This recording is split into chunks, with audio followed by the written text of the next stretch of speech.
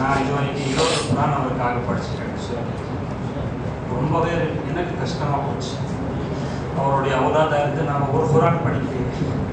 அந்த மாதிரி அவர் என் நண்பருக்கு எந்த மாதிரி ஒரு இது பண்ணார். நல்லா அவரை கொண்டு மக்ளூக்குடைய பெரிய வேலையை வாங்கி கொண்டிருக்கிறார். பல உலமாக்கள், பெரும் பெரும் உலமாக்கள் பேர் சொல்ல தேவையில்லை. இவர்கிட்ட தான் வைத்தியத்துக்காக போவார். அல்லா தாலா ஜஸாக கொடுக்கணும். இந்த மாதிரி சர்பரஸ்த தீனையும் முன்னாடி வைத்து உலமாக்களுடன் தொடர்பு கொண்டு அல்லா தாலா எங்களுக்கு கொடுத்திருக்கிறானே பெரும் பாக்கியம். இதற்கு பிறகு நான் ஹஸரத் மௌலானா அப்துல் சலாம் சாஹிப், கே.எம். அப்துல் சலாம் சாஹிப் அவர்களை சிறிது நேரம் தாசுராத் கூறுபடி கேட்டுக்கொள்கிறேன்.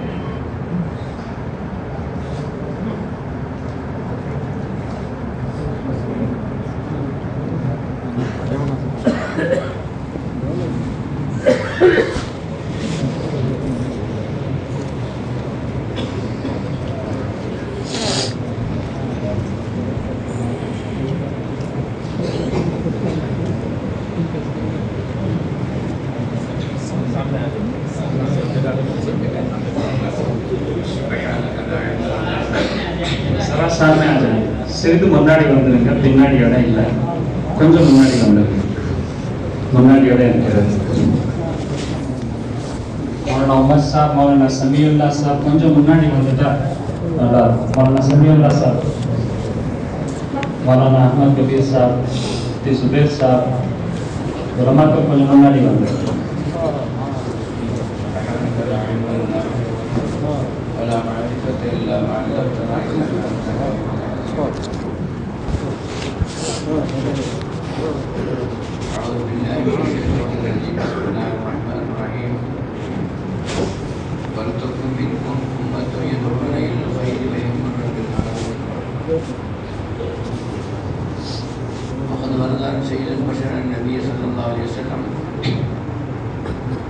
كما تكونون كذلك يؤمر عليكم كما قال صلى الله عليه وسلم.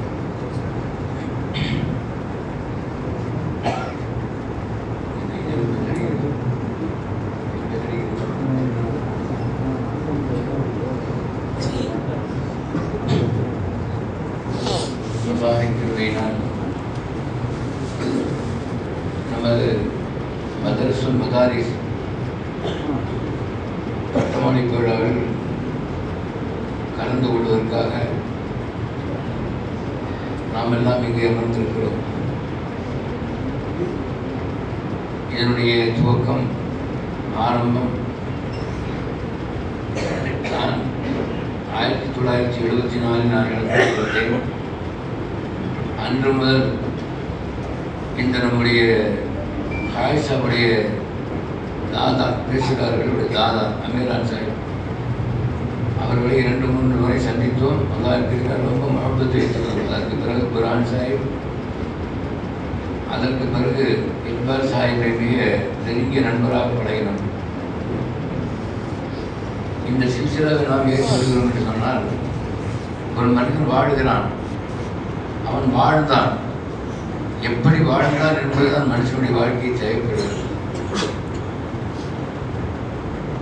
100 வருஷம் வாழ்வதை காட்டிலும் கம்மி வருஷம் வாழ்ந்தாலும் உலக மக்களுக்கு அது பயனுள்ளதாக இருக்க வேண்டும். உலகத்தில் எத்தனை பேர் வாழ்கிறார்கள்.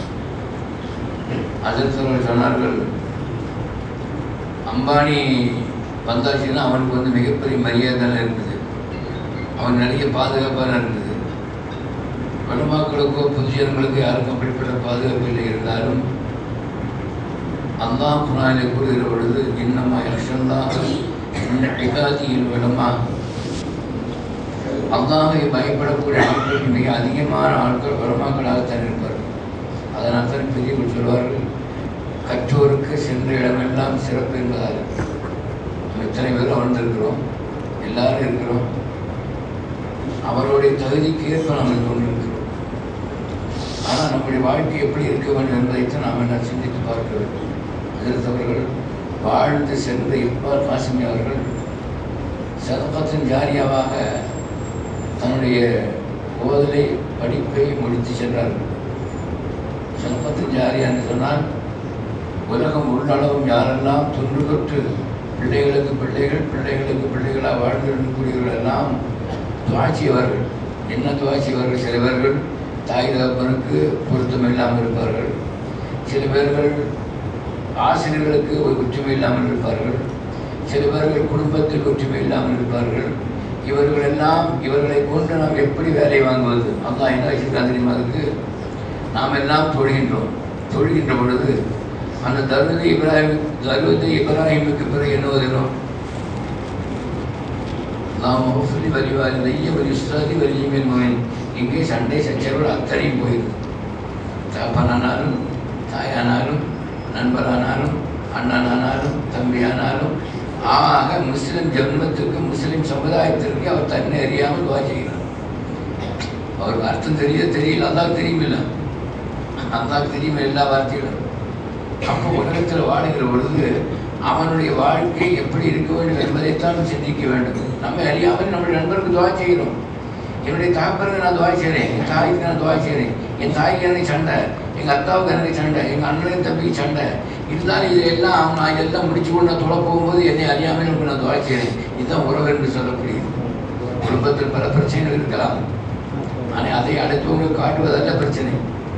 ஆக அல்லாஹ்வின் நல்லடியார்களே, நம்முடைய வாழ்க்கை நான் சொன்னதை போல் வாழ்ந்தோம், எப்படி வாழ்ந்தோம், எதற்காக வாழ்ந்தோம் என்பதுதான் முக்கியம். ஆக அல்லாஹ்வின் கிருபையினால் இதுபோன்ற மதரசாக்கள் நாட்டுக்கு ரொம்ப தேவை. இந்த காலகட்டத்துக்கு ரொம்ப தேவை.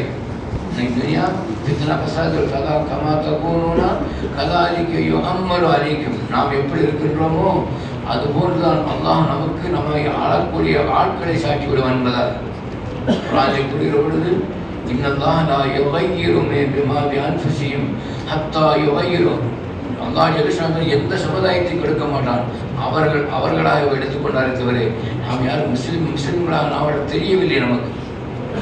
நமக்கு யாருக்கும் நாம் எப்படி வாழ்கின்றோம் என்பதை நாம் ஜல்சாக்களுக்கும் ஜமாத்துகளுக்கும் பயானை மட்டும் கேட்டுக்கொண்டிருந்தால் பார்த்தா நம்முடைய வாழ்க்கையில் மாறுதல் எதை செய்கிறோம், சமுதாயத்திற்கு என்ன செய்கிறோம்? நபி ஸல்லல்லாஹு அலைஹி வஸல்லம் அவர்கள் நீ உனக்காக வாழாத, நபி பெருமானார் ஸல்லல்லாஹு அலைஹி வஸல்லம் அவளுக்கு அல்லாஹ் அதான் சொல்லிக் கொடுத்தான். அம்மா பிநிஅமத்தி ரப்பிக ஃபஹத்திஸ். நபியே, உம்முடைய மக்களுக்காக உமக்கு தந்திருக்கக்கூடிய அருளை கொண்டு அவர்களுக்கு அள்ளி கொடுங்கள். கல்வியை கொண்டோ, பொருளை கொண்டோ, உபதேசத்தை கொண்டோ, நன்மையை கொண்டு அவனுக்கு ஏவிக்கொண்டு இருக்கிற நபிகள் என்பதாக ஸல்லல்லாஹு அலைஹி வஸல்லம் அவளுக்கு அல்லாஹ் அழைத்தார். அப்புறம் நம்முடைய வாழ்க்கை எப்படி இருக்க வேண்டும்? நம்முடைய வாழ்க்கை அடுத்தவனுக்கு பயன்பட்டதாக இருக்க வேண்டும். நான் நன்றாக இருக்கிறேன், என்னுடைய தம்பி கஷ்டத்தில் இருக்கிறான், நான் கஷ்டத்தில் இருக்கிறேன், எங்கள் அண்ணன் நல்லா இருக்கிறான். ஒருவருக்குள் ஒற்றுமை வேண்டும், அந்த குடும்பத்தை வாரி அணைக்கக்கூடிய தன்மைகள் வேண்டும், இயற்கையாக வளர வேண்டும். அப்படி நம்முடைய தாய் தந்தையர் நம்மை வளர்த்து இருக்க வேண்டும். அப்படிப்பட்ட குடும்பம் தான் இப்படிப்பட்ட இது போன்ற குடும்பங்கள். அவர்கள் அவர்கள் தம்முடைய குடும்பத்தை பெருமாக்களாகவே வளர்த்தார்கள். அஜத்து உசைர் சொன்னாரு, ஆலிமாயிரு, முத்தாலிமாயிரு, சாமியாயிரு, மஹிப்பாயிரு, அடுத்தவர் ஆகிட்டால் அகலாக்காயிருவார். அப்போ அதனால உலமாக்களோடு இருக்கக்கூடிய தொடர்பு ஹக்காக இருக்க வேண்டும். நமக்கு மத்தியில் பார்க்க வரக்கூடாது. நாம் எல்லாம் ஒருவர்கள் எல்லாம் ஒன்று இருக்கவர் எல்லாம் நமக்கு ஒரு குடும்பம் காய்சா குடும்பம் மட்டும் உட்காந்துருக்கிறோம். எல்லா குடும்பமும் எதுக்காக வேண்டி இஹ்பார் சாஹிபுடைய சில்சிலாவை பேசுவதற்காக வேண்டியும் அவர்கள் துவக்கி வைத்த மதரசாவுடைய வளர்ச்சி, வளர்ப்பு, அவருடைய முன்னேற்றம் எப்படி இருக்குது என்றெல்லாம் பேசுவதற்கும் அதை சந்தோஷப்படுவதற்காக நாம் எல்லாம் உட்கார்ந்துருக்கிறோம். அப்போ இதுபோல் உலமாக்கள் நாட்டுக்கு ரொம்ப தேவை. ஆகவே அல்லாஹ்வின் நல்லடியார்களே, இதுபோன்ற செயல்பாடுகள் அதிகமாக ஈடுபட வேண்டும். சுன்னத்து ஜமாத்து படி நம்முடைய வாழ்க்கையை நடத்தி செல்ல வேண்டும். இன்றைக்கு நம்முடைய பராத்துடைய இரவாக இருந்து கொண்டிருக்கிறது. அந்த இரவிலே அல்லாஹ் ஜல்லஷான்தாலா இப்போ ஒரு ஹதீஸ் நான் படிச்சுட்டு வந்தேன். எல்லா நாட்களிலும் அல்லாஹ் ஜல்லஷான்தாலா என்ன பண்ணுறான்? மொதல் வாரத்திலிருந்து ஆறாமின் முஸ்தஃபிர் ஃபாஃபில்லா, என்னிடத்தில் யார் பாவ மன்னிப்பதை நான் பாவ மன்னிப்பு தர்றீங்களா, என்னிடத்தில் யார் இடத்துல உதவி தர்றீங்களா. ஆனால் எல்லா நாட்களிலேயும் ஆனால் ஹதீஸ்ன்னு சொல்லினாச்சுன்னா இன்னைக்கு மட்டும் அல்லாஹ் மகரிபிலே மொதல் வாரத்துக்கு வர்றான். காரணம் மிச்ச நாட்களில் என்ன குர்ஆன் அல்லாஹ் சொல்லிடுவது வபில் அஸ்ஹாரிஹும் யஸ்தஃபிரூன். சகருடைய நேரத்தில் நம்ம சாஞ்சி தொழுகிறோம், துவா கேட்குறோம், அதை தனியாக சொல்கிறான்.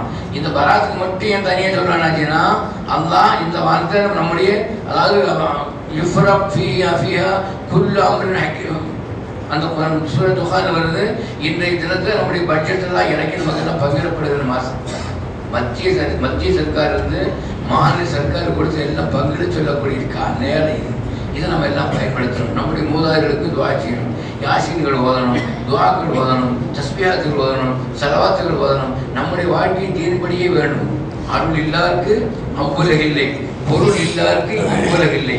அருளோடும் பொருளோடும் வாழ்கின்ற, அருளோடும் பொருளோடும் வாழ்கின்ற நல்லவர்கள் கூட்டத்தில் எல்லாம் அல்லாஹ் நம்ம அனைவரையும் ஆக்க வேண்டும். வாஹிர் தாவான் அல்ஹம்துலில்லாஹி ரப்பில் ஆலமீன்.